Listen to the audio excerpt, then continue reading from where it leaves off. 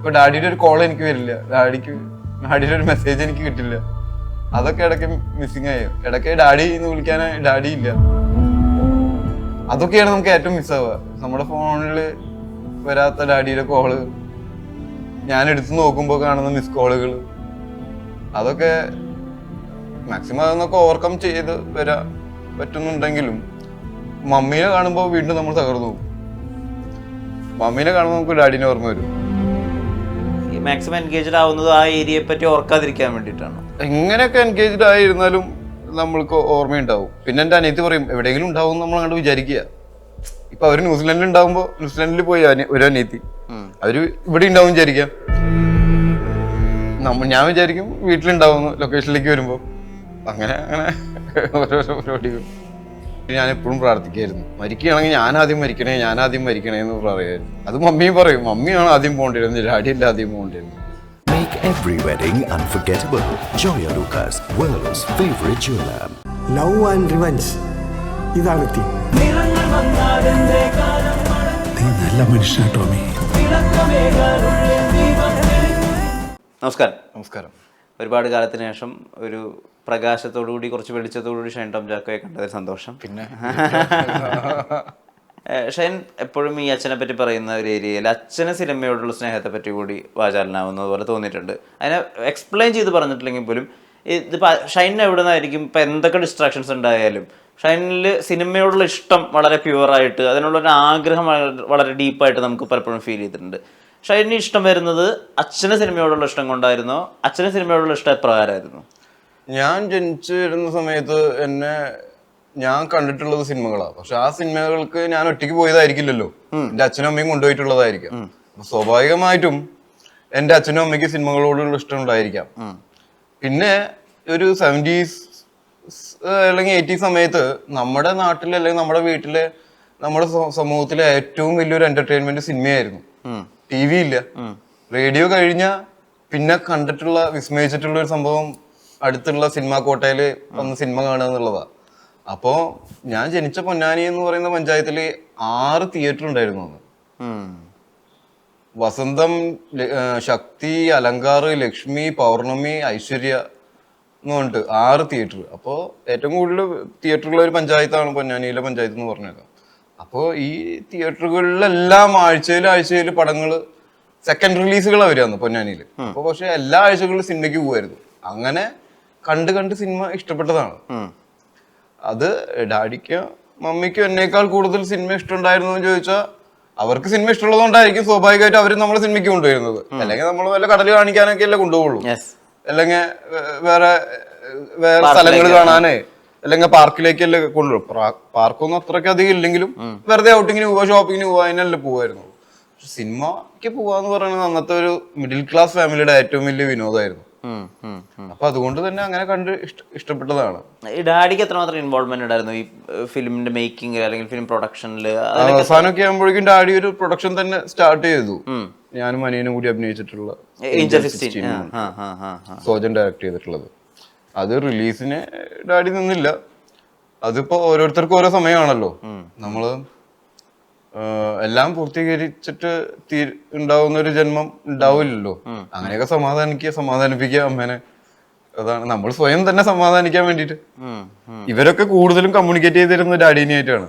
ആരാണെങ്കിലും, വിളിയാണെങ്കിലും, പുകടനാണെങ്കിലും, സോഹനാണെങ്കിലും, ആരാണെങ്കിലും, ഹോയിസ് ആണെങ്കിലും കൂടുതലും ഡാഡിനെ വിളിക്കുക. എന്നെ വിളിച്ചാൽ ഞാൻ ഫോൺ എടുക്കില്ല, കറക്റ്റ് ആയിട്ടുള്ളതും അറിയാൻ പറ്റില്ല. അപ്പൊ ഡാഡിനെ ആയിട്ടായിരുന്നു ഇവര് കൂടുതലും കമ്മ്യൂണിക്കേറ്റ് ചെയ്തിരുന്നത്. എന്നെ കിട്ടാൻ വേണ്ടിട്ട് ഇവര് ഡാഡി ഇവരെയും വിളിക്കും. പക്ഷെ അതിനെ ഏറ്റവും നന്നായി മാനേജ് ചെയ്തിരുന്നപ്പോൾ ഡാഡിയായിരുന്നു. എല്ലാ കാലത്തും നമ്മളതിൽ മാക്സിമം പിടികൊടുക്കാതെ ഓടി വഴുതി പോവായിരുന്നെങ്കിലും, കാരണം ഡാഡി മമ്മി മാനേജ് ചെയ്യുമ്പോൾ തന്നെ അതിനൊരു ഗാർഡിയൻ അല്ലെങ്കിൽ രക്ഷിതാവിന്റെ മാനേജിങ് കൂടി ഉണ്ടല്ലോ. നമ്മള് ഈ വഴിയിൽ നല്ല വഴിയിൽ വരണം എന്നുള്ളത്. അത് ചില സമയങ്ങളിൽ നമുക്ക് അത്രയ്ക്കും കണ്ട് നന്നാവുണ്ടെന്ന്, അത്രയും കാറ്റ് വേണ്ടെന്ന് പറയില്ല. അതുപോലെ അതെല്ലാം എല്ലാവരിലും ഉണ്ടാവാം. പക്ഷെ അത് പോയി കഴിയുമ്പോഴാണ് അതിന്റെ ഒരു മിസ്സിങ്ങുകൾ. ഇപ്പൊ ഡാഡിയുടെ ഒരു കോൾ എനിക്ക് വരില്ല, ഡാഡിയുടെ ഒരു മെസ്സേജ് എനിക്ക് കിട്ടില്ല. അതൊക്കെ ഇടയ്ക്ക് മിസ്സിങ് ആയി. ഇടയ്ക്ക് ഡാഡി എന്ന് വിളിക്കാൻ ഡാഡി ഇല്ല. എല്ലാവരുടെ ജീവിതത്തിലും ഉണ്ട് ഇങ്ങനത്തെ സിറ്റുവേഷൻസ്. പക്ഷെ അതൊക്കെയാണ് നമുക്ക് ഏറ്റവും മിസ്സാവുക. നമ്മുടെ ഫോണിൽ വരാത്ത ഡാഡിയുടെ കോള്, ഞാൻ എടുത്ത് നോക്കുമ്പോൾ കാണുന്ന മിസ് കോളുകൾ, അതൊക്കെ മാക്സിമം അതൊന്നൊക്കെ ഓവർകം ചെയ്ത് വരാൻ പറ്റുന്നുണ്ടെങ്കിലും മമ്മീനെ കാണുമ്പോൾ വീണ്ടും നമ്മൾ തകർന്നു പോകും. മമ്മീനെ കാണുമ്പോൾ നമുക്ക് ഡാഡിനെ ഓർമ്മ വരും, മമ്മീനെയും അനിയനെയും അനിയത്തിമാരെയൊക്കെ കാണുമ്പോൾ. ഈ സിനിമകൾ ചെയ്യുന്നതും അല്ലെങ്കിൽ ഈ മാക്സിമം എൻഗേജ്ഡ് ആവുന്നതും ആ ഏരിയയെ പറ്റി ഓർക്കാതിരിക്കാൻ വേണ്ടിയിട്ടാണോ? എങ്ങനെയൊക്കെ എൻഗേജ്ഡ് ആയിരുന്നാലും നമ്മൾക്ക് ഓർമ്മയുണ്ടാവും. പിന്നെ എൻ്റെ അനിയത്തി പറയും എവിടെയെങ്കിലും ഉണ്ടാവും നമ്മൾ അങ്ങോട്ട് വിചാരിക്കുക. ഇപ്പൊ അവര് ന്യൂസിലാൻഡിൽ ഉണ്ടാവുമ്പോൾ ന്യൂസിലാൻഡിൽ പോയി ഒരു അനിയത്തി, അവര് ഇവിടെ ഉണ്ടാവും വിചാരിക്കാം. ഞാൻ വിചാരിക്കും വീട്ടിലുണ്ടാവുന്നു ലൊക്കേഷനിലേക്ക് വരുമ്പോൾ. അങ്ങനെ അങ്ങനെ ഓരോരോ പരിപാടികൾ. ചിരിച്ചത് പറയാൻ പറ്റുന്നത് വലിയ ഒരു കരുത്താണ് ഷൈൻ. അല്ല, ഞാൻ ഡാഡിയുടെ വളരെ ചെറുപ്പത്തിൽ ഡാഡി ഞാൻ നഷ്ടപ്പെട്ടിട്ടുണ്ട്. അങ്ങനെ വളരെ ചെറുപ്പത്തിലും ഈ പഠിക്കുന്ന സമയങ്ങളിലും ഒക്കെ ഉപ്പമാരെയും അച്ഛന്മാരെയും ഉമ്മമാരെയൊക്കെ നഷ്ടപ്പെടുന്ന പിള്ളേരെ ഞാൻ കണ്ടിട്ടുണ്ട്. അപ്പം ഞാൻ ദൈവത്തോട് പ്രാർത്ഥിക്കും, ദൈവമേ, ഞാൻ ബോർഡിങ്ങിൽ നിൽക്കുന്ന സമയത്ത് എനിക്ക് ഏറ്റവും കൂടുതൽ ടെൻഷൻ ഉണ്ടായിരുന്നു.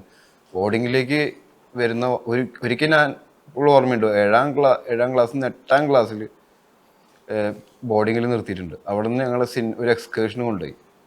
അപ്പോൾ ഇന്ത്യൻ മൂവി കാണാൻ ഞങ്ങളെ കയറ്റി, ബോയ്സ് ഓണിൽ. അതിൻ്റെ ഇടയിൽ സ്കൂൾ ബസ്സിന്റെ നമ്പർ കാണിക്കും.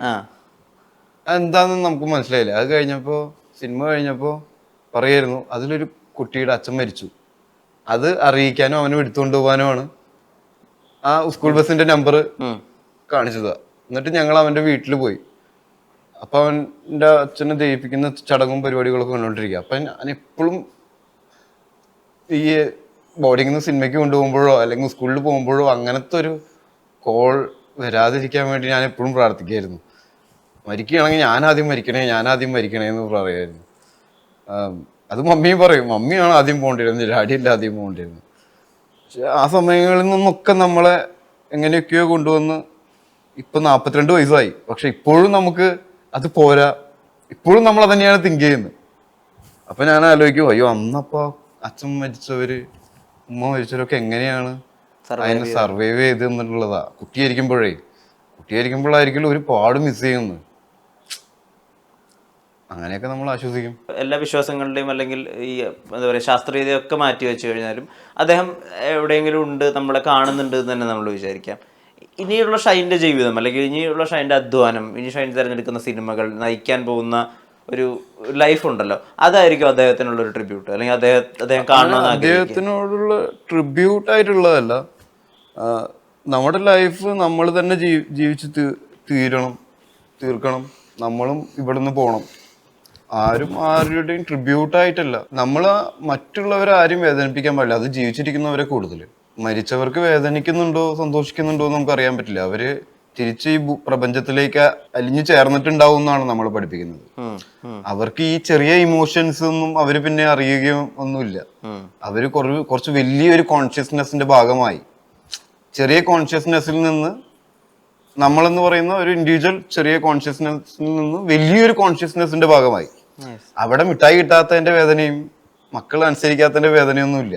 അതിനപ്പുറത്തേക്കുള്ള വേദനകളും സമാധാനങ്ങളും, മെയിനായിട്ട് സമാധാനം ആയിരിക്കും അവര്.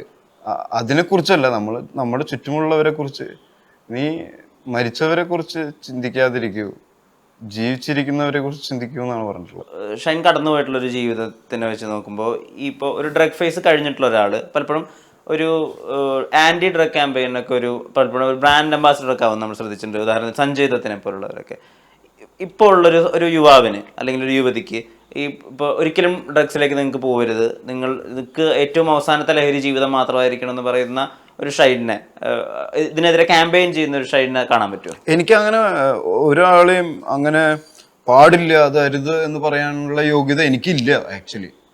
കാരണം നമ്മൾ പുകവലിക്കാത്തത് കൊണ്ട് പുകവലിക്കുന്നവരെ കുറ്റം പറയാനോ അല്ലെങ്കിൽ അവര് ചെയ്യുന്നത് തെറ്റാണെന്നോ ഒന്നും പറയാൻ പറ്റില്ല. കാരണം എല്ലാവർക്കും ഓരോ സമയം ഉണ്ടാവും ഇത് തുടങ്ങാനും നിർത്താനും.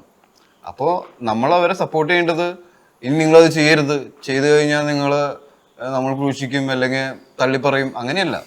അവർ ചെയ്താലും നിങ്ങൾക്ക് ചെയ്ത് തീരുന്ന ഒരു സമയം ഉണ്ടാവുമല്ലോ, തിരിച്ചു വരണം നിങ്ങൾ ഇതിലേക്ക്. കാരണം ആത്യന്തികമായിട്ട് ഒന്നിൽ നിന്നും നമുക്ക് മുന്നോട്ട് പോകാനുള്ള എനർജി കിട്ടില്ല.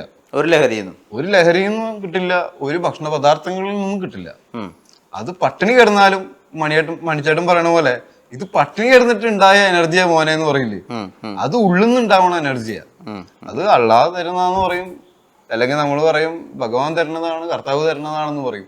എന്താണെങ്കിലും അത് ഉള്ളിൽ നിന്ന് ഉണ്ടാവണം. പുറത്തുനിന്ന് ഒരു വസ്തുവിനെയും നമ്മളെ അശുദ്ധമാക്കാനേ പറ്റില്ല. ഉള്ളിൽ നിന്ന് വരുന്ന പക്ഷെ ഒരു ചിന്ത മതി, ഞാൻ നല്ലതല്ല, എനിക്ക് നന്നാവാൻ പറ്റില്ല എന്നുള്ള തോന്നലുണ്ടെങ്കിൽ നമ്മൾ നശിച്ചു പോകും. പക്ഷെ എനിക്ക് പറ്റും, ഞാൻ നന്നാവും, എനിക്ക് നന്നായി മുന്നേറാൻ പറ്റും എന്നുള്ള ഒരു തോട്ട്, അത് ഉള്ളിൽ നിന്ന് നമുക്ക് മുന്നേറാൻ പറ്റും.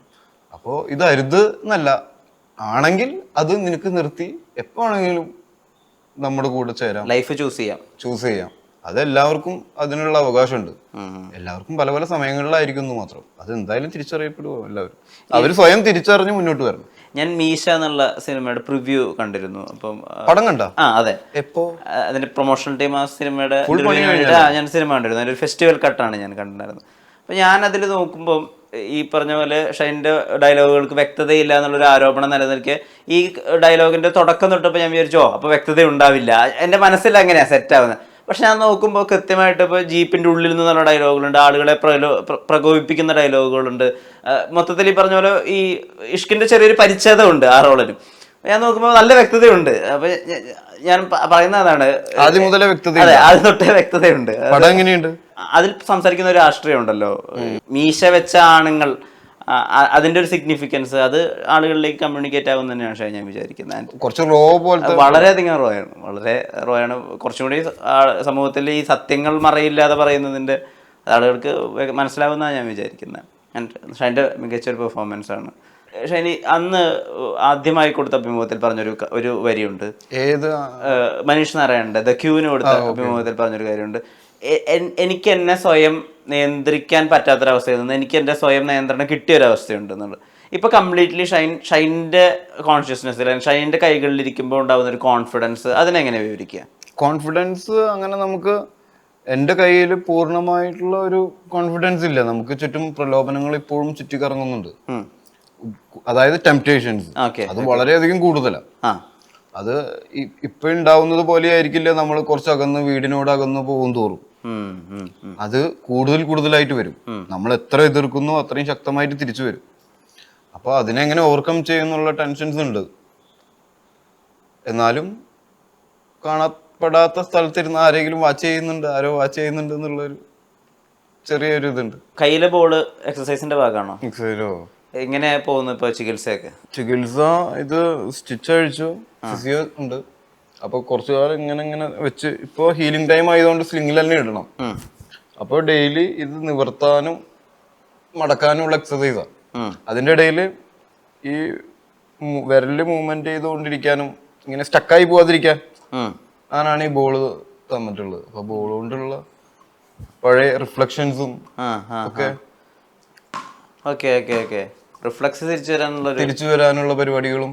കാരണം 21-ാം തീയതി ഷൂട്ട് തുടങ്ങും. അപ്പോ അതിന് ബാംഗ്ലൂരിലുള്ള ഷൂട്ട്. അപ്പോ ആ സമയത്ത് അതിന്റെ ഒരു തടസ്സം ഉണ്ടാവാൻ പാടില്ലല്ലോ. നമുക്ക് കൈക്ക് ഇങ്ങനെ പ്രശ്നം ഉണ്ടെന്ന് തോന്നാൻ പാടില്ല. അതിന് സമയം എടുക്കും വെയിറ്റ് ഒക്കെ എടുക്കാൻ. പക്ഷെ നോർമലി ഇരിക്കുന്ന പോലെ അറ്റ്ലീസ്റ്റ് ഇരിക്കണം ഈ കൈ. അപ്പൊ 18-ാം തീയതി ഡോക്ടർ കണ്ടിട്ട് സ്ലിങ് കഴിക്കും, 19-ാം തീയതി പോവും. അപ്പൊ അതിനു വേണ്ടിയിട്ടാണ് ഈ ബോളും ഈ ആക്ഷൻസ് ഒക്കെ ഇങ്ങനെ ചെയ്യണത്.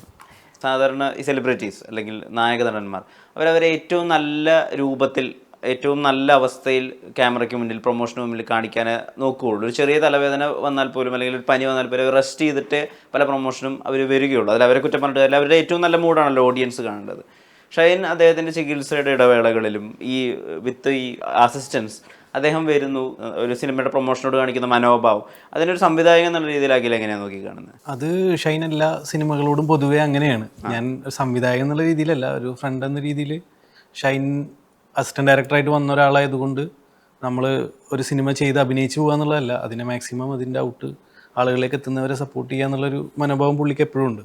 അതിപ്പോൾ പുള്ളി ഇപ്പോൾ അപകടം പറ്റിയപ്പോഴല്ല, മുൻപ് പല അപകടങ്ങൾ പറ്റിയപ്പോഴും പുള്ളി ഇതുപോലെയൊക്കെ തന്നെയായിരുന്നു. തല്ലിമാരുടെ സമയത്ത്, ഫ്രാക്ചർ വന്ന സമയത്തും എല്ലാം ഇങ്ങനെയൊക്കെ തന്നെയായിരുന്നു. അപ്പോൾ അതൊന്നും നമുക്കതിൽ പുതുമയൊന്നും ഫീൽ ചെയ്യുന്നില്ല. ഒരു മ്യൂസിക്കൽ വീഡിയോ അതിൽ ഫീച്ചർ ചെയ്യുന്ന ഷൈൻ ടോം ചാക്കോ അങ്ങനെ ഒരു ആഗ്രഹം ഉണ്ടായിരുന്നോ? അങ്ങനെ ഒരു ആഗ്രഹം എനിക്ക് മൈക്കിൾ ജാക്സന്റെ വീഡിയോ ഒക്കെ കണ്ട സമയത്ത് ഉണ്ടായിരുന്നു. പക്ഷെ ആദ്യം ഞാൻ വിചാരിച്ചത് മൈക്കിൾ ജാക്സൺ ഒരു ഡാൻസറാണെന്നാണ്. ഓക്കെ. അപ്പൊ ഇയാള് പിന്നെ ഞാൻ വിചാരിച്ചു സിനിമയിൽ അഭിനയിക്കുന്ന ആളാണെന്ന് ചെറുപ്പത്തില്. പിന്നെയാണ് മനസ്സിലായത് ഇയാൾ പാട്ടുകാരനാണെന്ന്. പിന്നീട് കൂടുതൽ അറിഞ്ഞപ്പോ ഇയാളാണ് ഇയാളുടെ ഷോസ് ഡിസൈൻ ചെയ്യുന്നതെന്ന് എനിക്ക് മനസ്സിലായത്. കാരണം ആ ഒരു ഷോ തന്നെ ഒരു ഡിസൈനഡ് സാധനമാണ്. അത് പുള്ളിയുടെ ഐഡിയ ആണ്. ഈ പാട്ട് പാടി ഡാൻസ് ചെയ്ത് പാട്ട് പാടുക എന്ന് പറയുന്നത്. അന്ന് വരെ എനിക്ക് തോന്നുന്നു പാട്ട് ഒന്നെങ്കിൽ പാടുക അല്ലെങ്കിൽ ഡാൻസ് ചെയ്യുക എന്നുള്ളതാണ്. പിന്നീട് ഈ ഗ്രാവിറ്റിക്ക് എതിരെയുള്ള മൂവ്മെന്റുകളും അതിന്റെ ഇടയിൽ ഉണ്ടാവുന്ന ഓരോ ഡയലോഗ്സും ഇതൊക്കെ എന്തൊക്കെ ഒരു മൂവിയിൽ ഒരാൾക്ക് കൊണ്ടുവരാൻ പറ്റും, പല പല ഇമോഷൻസ്, അതൊക്കെ പുള്ളി ഒരു പാട്ടിൽ കൊണ്ടുവരുമായിരുന്നു. അതുകൊണ്ടാണ് മൂവി പോലെ എനിക്ക് പലപ്പോഴും തോന്നിയത്. ഈ ബീറ്റിട്ടൊക്കെ കാണുമ്പോൾ എനിക്കത് മൂവിയിലത്തെ ഒരു ഭാഗമായിട്ടാണ് പണ്ട് ഞാൻ വിചാരിച്ചിരുന്നത്. ഏതോ ഒരു മൂവിയിലത്തെ പാട്ട്, അതായത് മൈക്കിൾ ജാക്സൺ ആണെന്നൊക്കെ അറിയുന്നതിന് മുന്നേ. ഇന്നും എന്നോട് ചോദിച്ചാൽ മൈക്കിൾ ജാക്സന്റെ പാട്ടിനേക്കാൾ അതിന്റെ ഡാൻസിന്റെ ആരാധകനാണ് ഞാൻ. അപ്പോ അങ്ങനെ ഒരു ആഗ്രഹത്തിന്റെ മുകളില് ഒരു മ്യൂസിക് വീഡിയോ ഒക്കെ ചെയ്യണമെന്നുണ്ടായിരുന്നു. പക്ഷെ മ്യൂസിക് വീഡിയോ ചെയ്യുന്നതിലല്ലോ കാര്യം, പാടുന്ന ഒരാളെ ഫീച്ചർ ചെയ്യുന്നതിലാണുള്ള കാര്യം. അപ്പൊ ഞാൻ അഖിലിനോട് ചോദിച്ചു, ഞാൻ തന്നെ പാടണോ? അപ്പൊ അഖില് കേൾക്കാത്ത പോലെ 1-2 തവണ അത് വിട്ടു. അത് ഡബ്സി പാടിക്കോളും. പിന്നെ അത് ഡബ്സിനെ കിട്ടാതെ ഞാൻ പറഞ്ഞു ഞാൻ പാടണോ? അപ്പോഴൊന്നും കേൾക്കാത്ത പോലെ വിട്ടു. അവസാനം പറഞ്ഞു ഇമ്പിച്ച് പാടുന്നു. ഇമ്പിച്ച് അതാരാ? നമ്മൾ പോലും അറിയാതെ പുതിയ ഒരുപാട് ഗായകര് മ്യൂസീഷ്യൻസ് വന്നു. ഒന്നും പറ്റിയില്ലെങ്കിൽ ഞാൻ പറഞ്ഞു ഹനുമാനെ കൊണ്ട് പാടിപ്പിക്കുന്ന. ആദ്യം എനിക്ക് മനസ്സിലായില്ല, പിന്നെയാണ് ഹനുമാൻ ഞാൻ പറഞ്ഞു ഹനുമാൻ കണ്ടിന് വലിയ റീച്ച് ഒന്നും ഇല്ല ഇവിടെ. അതിലും നല്ലത് സിനിമാക്കാരെന്നെ പാടി അഭിനയിക്കുന്നതല്ലേ. ഇതിൽ പാടിയിട്ടുണ്ടല്ലോ അല്ലേ? ഞാൻ തന്നെ ഒരെണ്ണത്തിൽ പാടി ഞാൻ തന്നെ പ്രൊഡ്യൂസ്. അത് ഡാഡിയുടെ അടുത്ത് അനിയൻ ചോദിച്ചു. ചാക്കോസ് എന്റർടൈൻമെന്റ് ഒരു പടം ചെയ്തോണ്ടിരിക്കുന്നുണ്ട്. അപ്പം മേമയുടെ മോൻ ജിൽജോ, അവൻ ഇവിടെ നിന്ന് ചേതനയിൽ തന്നെ സിനിമോഗ്രാഫി കഴിഞ്ഞത്. അപ്പൊ അവൻ ജോഗുണിനെ അനിയനെ വെച്ചിട്ടൊരു മ്യൂസിക് വീഡിയോ ചെയ്യാൻ പ്ലാൻ ഉണ്ട്. അപ്പൊ ഡാഡിനോട് ചോദിച്ചു പ്രൊഡ്യൂസ് ചെയ്യുന്നു. അപ്പൊ ഡാഡി പറഞ്ഞു ഇനി പ്രൊഡ്യൂസിങ് പ്രൊഡക്ഷനും കുഴപ്പമൊന്നുമില്ല. അല്ല ഡാഡി അതെന്താണ് ആകെ 1 ലക്ഷം വരുള്ളൂ, എന്നാ ഷൈനെ കൊണ്ട് പാടിക്കോ. അപ്പൊ അവര് പാടിക്കാം എന്നാ ഞങ്ങൾ പ്രൊഡ്യൂസ് ചെയ്യാന്ന് പറഞ്ഞു ഡാഡി വെറുതെ ഒഴിവാക്കാൻ പറ്റുമെന്ന് അറിയാൻ വേണ്ടി ചോദിച്ചതാ. പക്ഷെ ഇപ്പൊ ഡാഡി മരിച്ചതിന് ശേഷം ഇന്നലെ മിഞ്ഞാന്നായിരുന്നു അതിന്റെ റെക്കോർഡിങ്. അപ്പൊ മാക്സിമം എന്നെ ഒഴിവാക്കാവുന്ന രീതിയിലുള്ള പാട്ടുകളാണ് അവർ സെറ്റ് ചെയ്ത് കൊണ്ടുവന്നത്. ഞാൻ സാധാരണ പാടാറുള്ളത് നമ്മൾ സിനിമയിലുള്ള പാട്ടുകളല്ലേ, ഇത് ഒരു തരത്തിലും പാടിയിട്ട് റെഡിയാവുന്നില്ല. അപ്പൊ ഞാൻ കുറച്ചു നേരം പറഞ്ഞു ഞാൻ പാടിയത് തന്നെ മുഴുവൻ ഉപയോഗിക്കണം എന്നില്ല, 1-2 ലൈനൊക്കെ ഉപയോഗിച്ചാൽ മതി, ഡാഡിക്ക് പ്രശ്നമൊന്നും പറ്റില്ല. ഡാഡി പറഞ്ഞത് കൊണ്ട് അവര് അല്ല പാടിപ്പിക്കണം എന്നില്ല.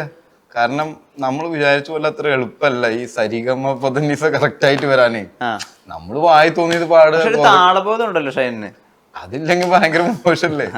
പക്ഷെ ആ താളബോധം പോരാ ഒരു പാട്ടുകാരനാവാൻ. നമ്മള് ഈ ഒരു പ്ലേ ബാക്ക് സിംഗർ എന്ന് പറഞ്ഞു കഴിഞ്ഞാൽ അതില് അവരുദ്ദേശിക്കുന്ന സ്ഥലത്ത് ആ പിച്ചും അല്ലെങ്കിൽ ആ പോസും താളൊക്കെ വരണം. നമ്മുടെ ഇഷ്ടത്തിനല്ല അത് വായി കോതക്കി പാട്ട് എന്ന് പറയുന്ന പോലത്തെ പാട്ടാവുള്ളൂ. പിന്നെ അവര് പ്രൊഡ്യൂസർ ആയതുകൊണ്ടൊന്നും പറയാൻ പറ്റില്ലല്ലോ. കുറെ നേരം എടുത്ത് ട്രൈ ചെയ്യാതെ അവര് പറയുന്നു നമുക്ക് ഇനി അടുത്ത ചാൻസ് അടുത്ത ലൈൻ നോക്കാം. ഭാഗ്യം കൊണ്ട് അടുത്ത ലൈൻസ് അങ്ങനത്തെ ഒരു പാട്ട് പോലത്തെ ഒരു സാധനം ആയിരുന്നില്ല. ഇങ്ങനെ ഒരു പറച്ചില് പോലത്തെ മാക്സിമം എന്റെ ഇതിന് അവര് മാക്സിമം ഫ്ലെക്സിബിൾ ആയി. പിന്നെ അവര് ഇറങ്ങിപ്പോടാന്ന് പറയണ്ടെന്ന് ചോദിച്ചാൽ ഞാൻ തന്നെ പറഞ്ഞു ഇനി നിങ്ങൾ കുറച്ച് പാട്. അങ്ങനെ ഞാൻ രക്ഷപ്പെട്ട് ചായ കുടിക്കാൻ പോയി. ഷൈനായിട്ടുള്ള സൗഹൃദം എപ്പോഴാ തുടങ്ങുന്നത്? ഷൈനായിട്ടുള്ള സൗഹൃദം ഒരു 2014-15 ആ ഒരു സമയത്താണ്. അതായത് കമൽ സാറിന്റെ ഒരു പഴയ അസിസ്റ്റന്റ് ഉണ്ടായിരുന്നു, ശ്രീജിത്ത് എന്നുണ്ട്. പുള്ളിക്കാരനാണ് എനിക്ക് ഷൈനെ പരിചയപ്പെടുത്തുന്നത്. ആ സമയത്ത് അപ്പൊ ഞാൻ ആ സമയത്ത് സാറിന്റെ അസിസ്റ്റന്റ് ആയിട്ടില്ല. ഷൈനെ പരിചയപ്പെട്ട ശേഷമാണ് ഞാൻ ആമി മുതലാണോ? ആമി മുതലാണ് ഞാൻ സാറിന്റെ അസിസ്റ്റന്റ് ആയിട്ട് വരുന്നത്. അപ്പൊ അന്ന് മുതലുള്ള ഒരു സൗഹൃദം ഉണ്ട്. പിന്നെ ഞങ്ങൾ ഒരുമിച്ച് വിവേകാനന്ദനില് സാറിന്റെ പടത്തിൽ തന്നെ ഞങ്ങൾക്ക് വർക്ക് ചെയ്യാൻ ഒരു ചാൻസ് കിട്ടി. ഒരു ഗാങ്സ്റ്റർ ഡ്രാമയുടെ ഒരു ബാക്ക്ഡ്രോപ്പിൽ ഒരു മ്യൂസിക്കൽ ആൽബം. അതെ അതെ, അതായിരുന്നു ആദ്യം തൊട്ടേ മനസ്സിലുണ്ട്. അതെ, ഞാൻ നോർമലി നമ്മളിവിടെ ഇറങ്ങുന്ന മ്യൂസിക് വീഡിയോസ് എന്ന് പറഞ്ഞാൽ ഒന്നെങ്കിൽ പ്രേമം, അതല്ലെങ്കിൽ പ്രതിഷേധം, അങ്ങനത്തെ പരിപാടികളാണ് കൂടുതലും. അപ്പൊ അതുകൊണ്ട് തന്നെ ഡിഫറെന്റ് ആയിട്ട് എന്തെങ്കിലും ഒരു കണ്ടന്റ് ചെയ്യണം എന്നൊരു ആഗ്രഹം ഉണ്ടായിരുന്നു. അങ്ങനെയാണ് ഒരു ഗാങ്സ്റ്റർ പരിപാടി. എനിക്ക് സത്യത്തിൽ ഇങ്ങനെ ഒരു പടം ഷൈനെ വെച്ച് ഒരു പടമായിട്ട് ചെയ്യണം എന്നൊരു ആഗ്രഹം ഉണ്ടായിരുന്നു. അപ്പൊ അതിപ്പോ നമ്മളെ കൊണ്ട് പെട്ടെന്ന് സാധിക്കാത്തതുകൊണ്ട് നമ്മള് അതൊരു ആൽബമായിട്ട് ഒരു മ്യൂസിക് വീഡിയോ ആയിട്ട് ചെയ്തു. പിന്നീട് എപ്പോഴെങ്കിലും ഇതുപോലത്തെ ഒരു കഥ സിനിമ ചെയ്യണമെന്ന് ആഗ്രഹമുണ്ട്. അതൊരു കച്ചവടം കൂടി ഉണ്ട്. മലയാളം മ്യൂസിക്കിനെ സംബന്ധിച്ചിടത്തോളം അല്ലെങ്കിൽ മലയാളി കേൾക്കുന്ന മ്യൂസിക്കിനെ സംബന്ധിച്ചിടത്തോളം വലിയ എക്സ്പ്ലോറേഷൻസ് നടക്കുന്നുണ്ട് ഇൻഡിപെൻഡന്റ് മ്യൂസിക് സൈഡിൽ. കുറവാണ് മലയാള സംഗീതം എന്ന് പറഞ്ഞാൽ സിനിമ സംഗീതമാണ് കൂടുതലും. അല്ല, പക്ഷെ ഞാൻ പറയുന്നത് അപ്പുറത്ത് ഈ ഇൻഡിപെൻഡന്റ് മ്യൂസീഷ്യൻസ് ആയിട്ടുള്ള പൊതുവെ ബാക്കിയുള്ള സ്ഥലങ്ങളെ അപേക്ഷിച്ച് കുറവാണെന്ന് പറയാം. ഇന്ത്യയിൽ തന്നെ പഞ്ചാബിലാണ് കൂടുതലത്. പുറമേ ഉള്ള വേൾഡില് സിനിമാ ഗാനങ്ങൾ ഇല്ലല്ലോ, ഇല്ല, മ്യൂസിക് വീഡിയോസ് മാത്രമേ ഉള്ളൂ. അതുകൊണ്ടാണ് ഞാൻ പറഞ്ഞത് മലയാളത്തില് സംഗീതം എന്ന് പറഞ്ഞു കഴിഞ്ഞാൽ സിനിമ സംഗീതമാണ് കൂടുതലും. ഈ ഇൻഡിപെൻഡന്റ് മ്യൂസീഷ്യൻസ് ഉണ്ടല്ലോ, ഇപ്പം ഇംബീച്ചി ഉണ്ട്, നമുക്ക് ബേബി ജീൻ, ഇവരുടെയൊക്കെ വർക്ക്സ് ശ്രദ്ധിക്കാറുണ്ടോ, കേൾക്കാറുണ്ടോ? ഞാൻ ബാസിയുടെ മുതലാണ് ഞാൻ ബാസി റാപ്പ് എന്നൊക്കെ പറഞ്ഞ ആദ്യം നമ്മുടെ ഇത് സിനിമയിലത്തെ മ്യൂസിക് ഒന്നല്ലടാ മ്യൂസിക് എന്ന് പറയുമ്പോൾ സമയത്ത് ഞാൻ പറയും ഇവൻ എന്താ പറയണ, സിനിമയിൽ വന്നിട്ട് സിനിമയിലത്തെ മ്യൂസിക് ഒന്നല്ലടാ. പിന്നെ നമ്മൾ കേൾക്കാറുണ്ടായിരുന്ന ലിറിക്സ് ഇല്ലാത്ത പാട്ടുകളാണല്ലോ, മനസ്സിലായില്ലേ? അതാണ് ട്രാൻസ്. അതാണ് നമ്മൾ പിന്നെ ഒരുമിച്ചിരുന്ന് എൻജോയ് ചെയ്ത്. അപ്പൊ ഞാൻ ആദ്യം ഈ ട്രാൻസ് കേൾക്കാൻ തുടങ്ങുന്ന സമയത്ത് എനിക്ക് പറയും ഇത് ഈ ട്രാക്ക് കേട്ട് നോക്കാൻ പോകും. ഞാൻ ട്രാക്ക് കേട്ട് തുടങ്ങിയിട്ട് കുറച്ചു നേരം കേട്ടിട്ടുണ്ട്, ഇതിലൂടെ ലിറിക്സ് അല്ല ലിറിക്സ് ഒന്നും ഇല്ല. അപ്പൊ പറയും എടാ ലിറിക്സ് ഇല്ലാത്തത് എന്തുകൊണ്ട് കുറെ നേരം അതിൽ ഈ അരി അടിക്കണ പോലെ കേൾക്കാൻ തുടങ്ങിയിട്ട് തുടക്കത്തിലുണ്ടാവും. അതിന്റെ ഇടയിൽ ഇടയ്ക്ക് ഫാദർ മദർ പറഞ്ഞ ചില വാക്കുകൾ മാത്രം, ഇതെന്താണ് ഇത്രയേ ഉള്ളൂ ലിറിക്സ്, ഇതൊന്നും പറ്റില്ല, എനിക്ക് ലിറിക്സ് ഉള്ള പാട്ട് വേണം. എടാ ലിറിക്സ് ഉള്ള പാട്ട് വേണം എന്ന് പറഞ്ഞു കഴിഞ്ഞാൽ നീ കോൾഡ് പ്ലേനെ പറ്റി കേട്ടിട്ടുണ്ട്? കോൾഡ് പ്ലേയാ, ഫോർ പ്ലേനെ പറ്റി കേട്ടിട്ടുണ്ടല്ല, അത് കോൾഡ് പ്ലേനെ പറ്റി കേട്ടിട്ടില്ല. എന്നാ മദർ ജെയിനെ കുറിച്ച് അറിയോ? മദർ ജെയിനാ ഷുഗർ കെയിൻ എന്താണ് ഷുഗർ കെയിൻ എന്നല്ലാതെ നമ്മൾ മദർ ജെയിൻ കേട്ടിട്ടില്ല. എന്നാ പിങ്ക് ഫ്ലോയിഡിനെ പറ്റി കേട്ടിട്ടുണ്ടോ? പിങ്ക് ഫ്ലോയിഡിനെ പറ്റി കേട്ടിട്ടില്ല. എടാ പിങ്ക് ഫ്ലോയിഡ് ആണ് ഈ ഇതിന്റെയൊക്കെ തലതൊട്ടപ്പൻ എന്ന് പറയും. വി ഡോണ്ട് നീഡ് എഡ്യൂക്കേഷൻ കേട്ടിട്ടുണ്ടോ? അല്ല ചാക്കുമാഷിനെ കുറിച്ച് കേട്ടിട്ടുണ്ടോ? ചാക്കുമാഷിനെ കുറിച്ച് കേട്ടിട്ടുണ്ട്. ചാക്കുമാഷ് ഒക്കെ ഉണ്ടായി വന്നിട്ടുള്ളത് we don't need no education എന്നാണ്. ആലോചിച്ചിട്ടുണ്ടോ? അതിന്റെ മ്യൂസിക് വീഡിയോ ഉണ്ടോ വി ഡോണ്ട് നീഡ് എഡ്യൂക്കേഷൻ? ഒരു ക്ലാസ് റൂമിൽ ഒരു പയ്യൻ ചിത്രം വരച്ചുകൊണ്ടിരിക്കുന്ന സമയത്ത് മാഷ് കയറി വരും. What are you doing? അപ്പൊ പറയും poem. Oh you write poems everybody എന്തെന്നിട്ട് അങ്ങനെ പോയം വായിക്കുന്നുണ്ട്. അപ്പോഴാണ് എനിക്ക് ഓർമ്മ വന്നത്, ഓ നീ എന്താ കണക്ക് പറഞ്ഞിട്ട് ശകാരിക്കുന്ന ഒരു സീനുണ്ട്. ഓ അവൻ വലിയ മറ്റേ ശാസ്ത്രജ്ഞനാവാൻ നടക്കുന്നു. ആദ്യം കണ്ടുപിടുത്തം എന്ന് പറയുന്ന ആ സീനിനോട് കണക്ട്, എന്നിട്ടാണ് ആ സോങ്ങിലേക്ക് പോണത്. We don't need no education. അത് എഡ്യൂക്കേഷനെതിരെയാണ്. ഇതില് നമ്മുടെ അടുത്തോമ അപ്പനെതിരെയാണ് വരുന്നത്. അപ്പൊ എനിക്ക് തോന്നി ഇതൊന്നാണല്ലോ പല സംഭവങ്ങളും ഉണ്ടാവുന്നത്. അങ്ങനെ ഞാൻ പിങ്ക് ഫ്ലോയിഡിനെ കുറച്ച് ഫോളോ ചെയ്താൻ തുടങ്ങി. പിന്നെ കോൾഡ് പ്ലേ കേൾക്കാൻ തുടങ്ങി. അങ്ങനെ നല്ല ട്രാൻസിലേക്ക് കടന്നു. പിന്നെയാണ് അപ്പൊ ബാസിയൊക്കെ ഈ റാപ്പൊക്കെ ഉണ്ടാക്കുന്നത്. ആദ്യം എനിക്കതൊരു ആക്ഷൻ പോലെ തോന്നി, ഇങ്ങനെ കിടന്നിട്ട് ഇങ്ങനെ പറയണത്. പിന്നെയാണ് ഇവര് പറയുന്ന വാക്കുകളിലേക്ക് ശ്രദ്ധിക്കാൻ തുടങ്ങി. പിന്നെ ഡെപ്സിയുടെ സോങ്സ് കേൾക്കാൻ തുടങ്ങി. പെട്ടെന്ന് ഡെപ്സി വന്നു, ബേബി ജാൻ വന്നു, പിന്നെ വേടൻ വന്നു. പെട്ടെന്ന് ഒരു ദിവസം വേടൻ വന്നു. വേടൻ ശ്രദ്ധിക്കാൻ കൂടുതൽ തുടങ്ങിയെന്ന് പറഞ്ഞാൽ നമ്മുടെ കേസിന്റെ ഒപ്പം തന്നെ അത്രയും നിലവാരമുള്ള കേസാണ്, അത്രയും ഇപ്പോഴുള്ള വേറെ കേസ് കൊള്ളാലോ. അപ്പോഴാണ് ഞാൻ ആദ്യം വിചാരിച്ചത് ഡെപ്സി പാടിയ പാട്ടാണ് കടലിന്റെ കടലമ്മ പറ്റതാണ്. അപ്പൊ ഒരു ഇന്റർവ്യൂല്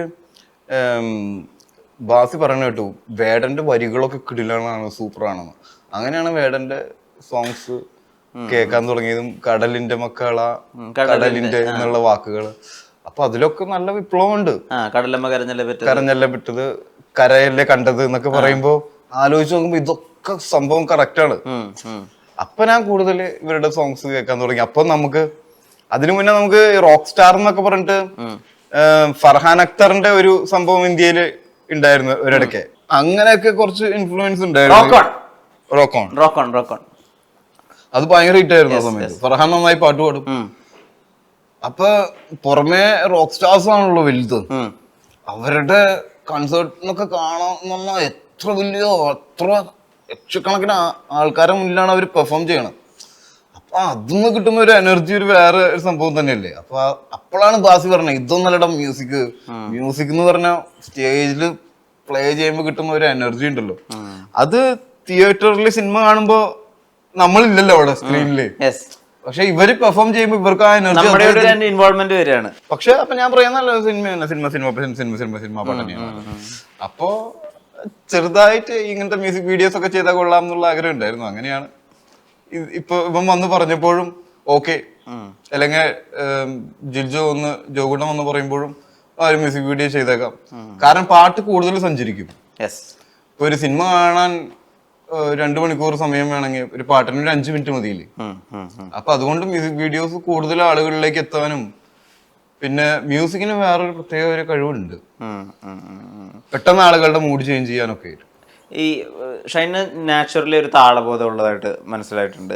ഇപ്പോൾ ഒരേ ആള് തന്നെയാണ് ഇഷ്കിലെ വേഷവും തല്ലുമാലയിലെ പോലീസ് ഓഫീസറിനെ അവതരിപ്പിക്കുക എന്ന് പറയുമ്പോൾ രണ്ടിലും ഈ പറഞ്ഞ പോലെ ഒരു ഇളകിയാടനുണ്ടല്ലോ. ഒരിക്കലും ഒരു പോലീസ് ഓഫീസർ ഒരു അടി കഴിഞ്ഞ് ഇങ്ങനെ 360 കറങ്ങുന്നത് നമ്മൾ ചിന്തിക്കില്ല. പക്ഷെ അത് ഒരുപക്ഷെ ഷൈൻ കൊണ്ടുവന്ന ഇംപ്രൈസേഷൻ ആയിരിക്കണം, എനിക്ക് തോന്നുന്നു അങ്ങനെ ആയിരിക്കും എന്ന്.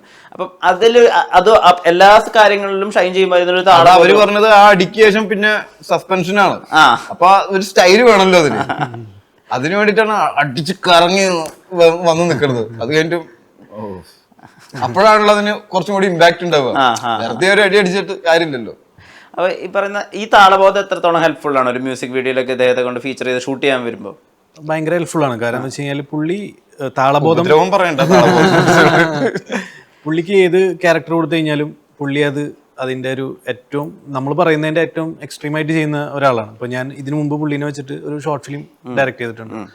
ആ സമയത്തും നമ്മൾ എഴുതി വെച്ചതിനേക്കാൾ ഒരുപാട് മുകളിലാണ് പുള്ളി എപ്പോഴും നമുക്ക് പെർഫോം ചെയ്ത് തരാറ്. അപ്പോൾ അതുകൊണ്ട് ഇത് ചെയ്യുമ്പോഴും നമുക്ക് കോൺഫിഡൻസ് ഉണ്ടായിരുന്നു. പിന്നെ ഇത് കുറച്ചും കൂടി ഇപ്പം ആവേശം സിനിമയ്ക്ക് ഇറങ്ങിയ സമയത്ത് കുറേ ആൾക്കാർ പറയാറുണ്ടായിരുന്നു അത് ഷൈനും അതേപോലെ ചെയ്യാൻ പറ്റുന്നു. അപ്പോൾ നമുക്ക് അതുപോലത്തെ ഒരു പരിപാടി, അതേ സെയിം അല്ലെങ്കിൽ പോലും അതെ അതെ അങ്ങനത്തെ ഒരു പരിപാടി, അതിന്റെ ഒരു മിനിയേച്ചർ രൂപമാണ് ഇത്.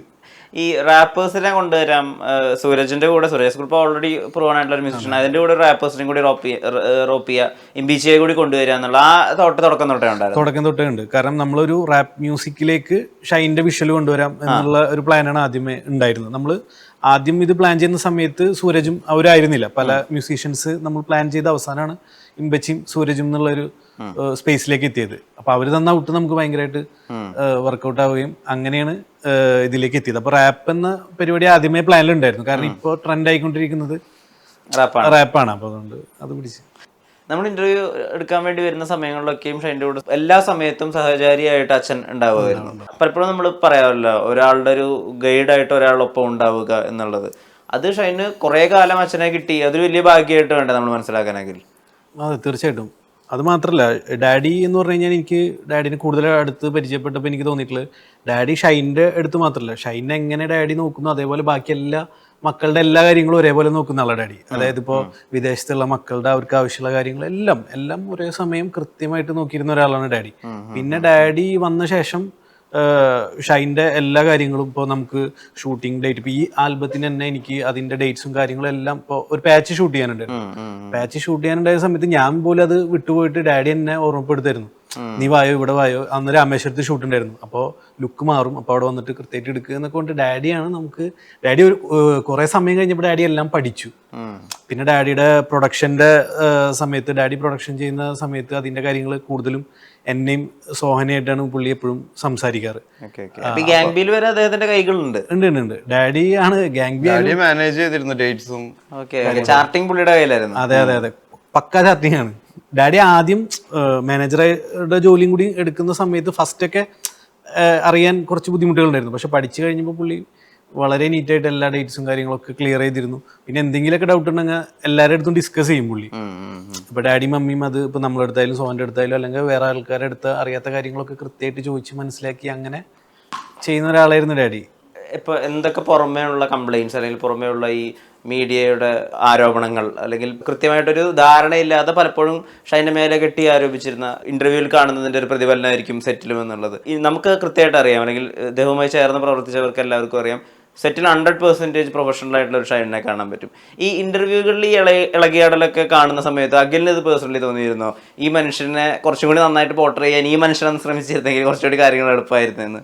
തീർച്ചയായിട്ടും നമുക്ക് ആ ഇന്റർവ്യൂ ആദ്യം നമുക്ക് ഒരുപാട് ആളുകൾ എൻജോയ് ചെയ്തിരുന്നു, ഭയങ്കര വൈറലായിരുന്നല്ലോ. ആ സമയത്തൊക്കെ നമുക്കുള്ളിലൊരു വിഷമം ഉണ്ടായിരുന്നു, കാരണം ഇതല്ല ഷൈൻ എന്നുള്ളത് നമുക്കറിയാം. അപ്പൊ അതുകൊണ്ട് തന്നെ ഷൈൻ ആ രീതിയിൽ ആളുകൾ എൻജോയ് ചെയ്യുന്നത് എനിക്ക് ഒരു കാലത്തും ഇഷ്ടമായിരുന്നില്ല. പിന്നെ പുള്ളി ഇപ്പൊ തിരിച്ചു വന്ന ശേഷം പുള്ളി നമ്മൾ ഭയങ്കര ഹാപ്പിയാണ്, പഴയ ഷൈനെ തിരിച്ചു കിട്ടിയെന്ന്. കാരണം നമ്മളൊക്കെ കാണുന്ന പരിചയപ്പെടുന്ന സമയത്ത് അങ്ങനെയുള്ള ഒരു ഷൈൻ ആയിരുന്നില്ല. പിന്നെ ഈ ഇൻസ്റ്റാഗ്രാം റീലുകളിലൊക്കെ ആഘോഷിക്കുന്ന അത് നമുക്ക് ഒട്ടും ഇഷ്ടമുണ്ടായിരുന്നില്ല. Okay okay. ഷൈൻ തിരഞ്ഞെടുത്തിട്ടുള്ള സിനിമകളുണ്ട്, അദ്ദേഹത്തിന് ഒരു തിരിച്ചുവരവിൽ അദ്ദേഹം ചൂസ് ചെയ്തിട്ടുള്ള ഒരു രീതിയുണ്ട്. അതായത് വെറുപ്പിക്കുന്ന കഥാപാത്രങ്ങൾ എനിക്ക് കിട്ടുമല്ലോ, അത് ഇനി ആർക്കും പോവില്ലല്ലോ, കാരണം ആളുകൾ ഓൾറെഡി തന്നെ വെറുത്ത് കഴിഞ്ഞിരിക്കുന്നു എന്നുള്ളത്. ഇനി അങ്ങോട്ടേക്കുള്ള തെരഞ്ഞെടുപ്പിൽ ഒരു ഫ്രണ്ട് എന്നുള്ള രീതിയിൽ, അല്ലെങ്കിൽ ഒരു അദ്ദേഹവുമായി ചേർന്ന് നിൽക്കുന്ന സിനിമാ പ്രവർത്തകൻ എന്നുള്ള രീതിയിൽ അദ്ദേഹം ഏത് തരത്തിലുള്ള വേഷങ്ങൾ, ഈ പറഞ്ഞ പൂർണ്ണമായി ഇളകിയാടൽ വേഷങ്ങൾ ചെയ്യണമെന്നാണോ, ഇനിയും അൺഎക്സ്പ്ലോർഡ് ആയിട്ടുള്ള ഒരു സോൺ ഷൈനിലുണ്ടെന്നാണോ അഖിൽ വിചാരിക്കുന്നത്? ഷൈൻ എല്ലാ തരത്തിലുള്ള കഥാപാത്രങ്ങൾ ചെയ്യണം എന്നുള്ളതാണ് എൻ്റെ ആഗ്രഹം. അതായത് ഇപ്പോൾ പുള്ളി തല്ലുമാല, ഭീഷ്മപർവം, അതുവരെയുള്ള സിനിമകൾ പുള്ളി ചെയ്ത് നിർത്തി. പിന്നെ അവിടുന്ന് ഇങ്ങോട്ട് ഒരു 2-3 വർഷം ഉണ്ടായത് മാറ്റി നിർത്തി കഴിഞ്ഞാൽ തല്ലുമാലയ്ക്ക് ശേഷമുള്ള ഒരു തുടർച്ച ഇനി ഉണ്ടാവും എന്നാണ് ഞാൻ പ്രതീക്ഷിക്കുന്നത്. എല്ലാതരം സംവിധായകർ, ഡിഫറെൻ്റ് ആയിട്ടുള്ള ക്യാരക്ടേഴ്സ് എല്ലാം പുള്ളിക്ക് ചെയ്യാൻ പറ്റും. അത്തരം സിനിമകൾ ഇപ്പോൾ വരുന്നുണ്ട്. എനിക്ക് തോന്നുന്നു മലയാളത്തിൽ തന്നെ ഉള്ള ആക്ടേഴ്സിൽ ഏറ്റവും നല്ലൊരു ലൈനപ്പാണ് പുള്ളിക്ക് ഇപ്പോൾ വന്നുകൊണ്ടിരിക്കുന്നത്. അതൊക്കെ ഇങ്ങനെ സ്റ്റെപ്പ് ബൈ സ്റ്റെപ്പ് ആയിട്ട് അനൗൺസ് ചെയ്യും. ഒരു പ്ലാൻ ബി. അതെ, ഒരു പ്ലാൻ ബി ആയിട്ട്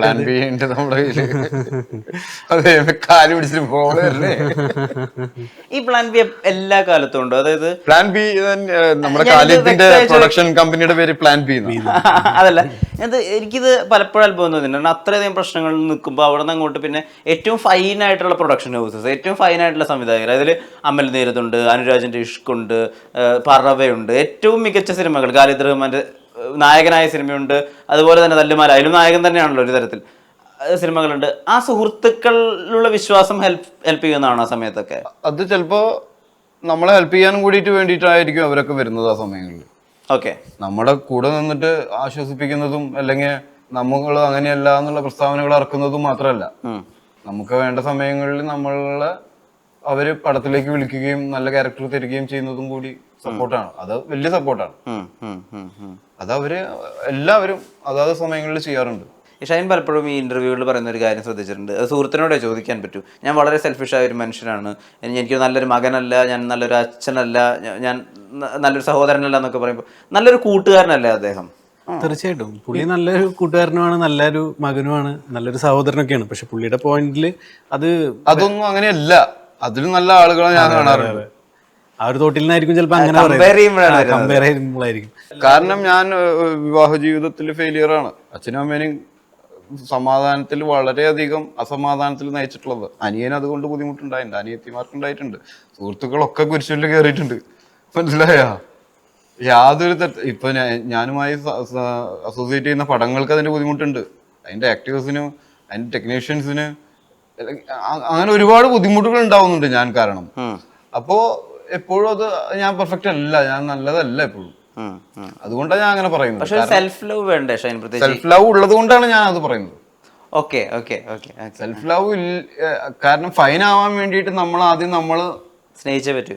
നമ്മളെ എന്താണ് നമ്മുടെ പ്രശ്നം, നമ്മൾ പ്രശ്നമാണെന്ന് തിരിച്ചറിയണം. എന്നാലേ നമുക്ക് അതിനെ പരിഹരിക്കാൻ പറ്റുള്ളൂ. ഡോക്ടർക്കല്ലേ രോഗിയെ കൊണ്ട് ആവശ്യം, രോഗിക്ക് ഡോക്ടറെ കൊണ്ട് ആവശ്യം. അപ്പൊ ഡോക്ടർ ആവണമെങ്കിൽ രോഗം ഉണ്ടാവണം, രോഗം ഉണ്ടെങ്കിലാണ് ഡോക്ടർക്കും കാര്യമുള്ളൂ, ഡോക്ടറും ഉണ്ടാവുന്നുള്ളൂ.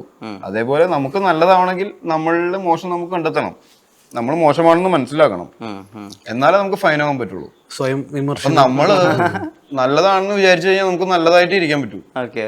അതിന് മുകളിലേക്ക് കടക്കാൻ പറ്റില്ല. നമുക്ക് അത് അതും പൊളിച്ച് പുറത്തേക്ക് വരണം, മുന്നോട്ട് വരണം. മനസ്സിലായ? നമ്മൾ ഒരു കംഫർട്ട് സോൺ ഉണ്ടാക്കി നമ്മൾ കംഫർട്ട് സ്പേസിൽ ഇരുന്നുകൊണ്ട് കഴിഞ്ഞാൽ നമുക്ക് തീരെ ചേഞ്ച് ചെയ്യാൻ പറ്റില്ല. നമ്മൾ തന്നെ അതിനെ ബ്രേക്ക് ചെയ്യണം. നമ്മൾ തന്നെ ബ്രേക്ക് ചെയ്യണമെങ്കിൽ നമ്മൾ തന്നെ വിചാരിക്കണം അത് ശരിയല്ല, ഞാൻ ചെയ്യുന്നത് ശരിയല്ല എന്ന് മനസ്സിലാക്കുന്നിടത്ത നമുക്ക് പുതിയൊരു നല്ലതിലേക്ക് കടക്കാൻ പറ്റുള്ളൂ. അഖിൽ, ഇപ്പോൾ സുഹൃത്ത് എന്നുള്ള രീതിയിൽ ഇതിനെ ഇപ്പോൾ നമ്മളൊക്കെ വിമർശിക്കും, മാധ്യമപ്രവർത്തകരൊക്കെ വിമർശിക്കുന്ന സമയത്ത് ഇപ്പോൾ ഷൈൻ്റെ അഭിനയത്തിലൊരു റിപ്പീറ്റേഷൻ വരുന്നു, അല്ലെങ്കിൽ ഡയലോഗുകൾ വ്യക്തമാവുന്നില്ല എന്നൊക്കെ പറയുമ്പോൾ തിരിച്ച് തർക്കിച്ചിരുന്ന ഒരു ഷൈനെ നമുക്കറിയാം. ഞാൻ തർക്കിക്കപ്പോഴും പക്ഷെ കൂട്ടുകാരൻ എന്നുള്ള രീതിയിൽ ഇപ്പൊ ആ റെപ്യൂട്ടേഷൻ ഫീൽ ചെയ്തൊരു സമയം ഉണ്ടെന്ന് ഇപ്പൊ തന്നെ പറഞ്ഞല്ലോ. ഇത് പറയുമ്പോ റെസ്പോൺസ് എങ്ങനെയായിരുന്നു? നമ്മളങ്ങനെ മുഖത്തടിച്ച പോലെ പറയാറില്ല. പടം അത്ര പോലെയല്ല, ഷൈൻ കൊള്ളാം അങ്ങനെയാണ് നമ്മൾ കൂടുതൽ മനസ്സിലാവും. ഓക്കെ. പക്ഷെ ചില സമയത്തൊക്കെ നമ്മൾ പറഞ്ഞിട്ടുണ്ട് ചെറുതായിട്ടൊക്കെ. അപ്പൊ പുള്ളി അതിന് ആ രീതിയിൽ തർക്കമൊന്നും ഉണ്ടാവാറില്ല. പിന്നെ നമുക്ക് ആ സിറ്റുവേഷൻ ചില രീതിയിലൊക്കെ അറിയാവുന്നതുകൊണ്ട് നമ്മൾ ഓവറായിട്ട് അങ്ങനെ പറയാറില്ല. എന്നാലും അത് ശരിയാക്കേണ്ടതാണെന്നുള്ളത് എപ്പോഴും തോന്നാറുണ്ട്. ഈ പാട്ട് പാടുന്ന ഒരു ഷൈനെ ആലോചിച്ചിട്ടുണ്ടോ? പാട്ട് പാടുന്ന കണ്ടിട്ടുണ്ട്. ഷൈൻ എപ്പോഴും പാട്ട് പാടുന്ന ഒരാളാണ്. ഒരു പാട്ട് പാടാൻ ഒരു 30 പാട്ടെങ്കിലും ഞാൻ പാടും. നമ്മൾ വണ്ടിയിലൊക്കെ പോകുമ്പോ പുള്ളി പാട്ടൊക്കെ പാടും. പാട്ടൊക്കെ പാടാറുണ്ട്. പുള്ളി സിനിമയിലും പാടിയിട്ടുണ്ട്.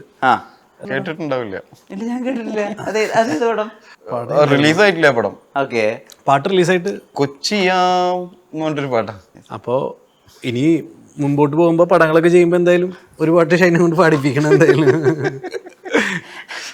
ഷൈൻ്റെ ഏറ്റവും സ്ട്രോങ് ആയിട്ടുള്ള ഒരു ആക്ടർ പെർസ്പെക്റ്റീവില് ഒരു ഏരിയ എന്താണെന്നാണ് അഖിൽ വിചാരിക്കുന്നത്? ഷൈൻ നന്നായി ഇമോഷൻസ്, എല്ലാ ഇത്രയും ഇമോഷൻസും ചെയ്യാൻ കഴിവുള്ള ഒരു ആക്ടറാണ്. ഇപ്പോൾ തല്ലുമാലയിൽ ഇയാള് അവരുടെ ഈ പിള്ളേരെ കുറിച്ചിട്ട് ബിനു പപ്പുവിന്റെ അടുത്ത് പറയുന്ന ഒരു പോർഷൻ ഉണ്ട്.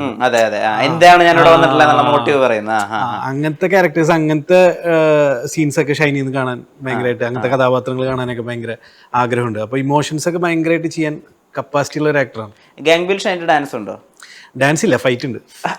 മ്യൂസിക് വീഡിയോ ആണെങ്കിലും ഫൈറ്റ് ആണ്. ഡാൻസ് ഞാൻ ആഗ്രഹം ഉണ്ടായിരുന്നു, പക്ഷെ ഈ ഒരു കഥയിലേക്ക് അത് മാച്ച് ആവില്ല. ഡാൻസ് എന്ന് പറഞ്ഞാൽ ക്ലാസിക്കലും മുതൽ ഭരതനാട്യം എല്ലാ പരിപാടി. ഞാൻ ഡാൻസ് പാർട്ടി എന്നുള്ള സിനിമയുടെ ഒരു ക്ലിപ്പ് കണ്ടു. അപ്പൊ എല്ലാവരും അതില് ഷൈൻ ഡാൻസ് ചെയ്യാൻ പോകുന്നു ഒരു സീൻ ബിൽഡപ്പ് ഉണ്ട് അതിൽ. അപ്പോൾ ഈ ആളുകളൊക്കെ തന്നെ പ്രതീക്ഷിച്ചിരിക്കുന്നത് ഷൈൻ ഇത് മോശമാക്കും, അതിനുവേണ്ടി നമുക്ക് കാത്തിരിക്കാന്ന്. പക്ഷെ ഷൈൻ അത് വളരെ നന്നായിട്ടാണ് ചെയ്യുന്നത്. അത് വല്ലാതെ സർപ്രൈസ് ആയിരുന്നു ആ സമയത്ത്. അല്ലെങ്കിൽ എന്നെ പഠിപ്പിച്ച മാഷ് അപ്പന്നെ വിളിക്കുന്നത്.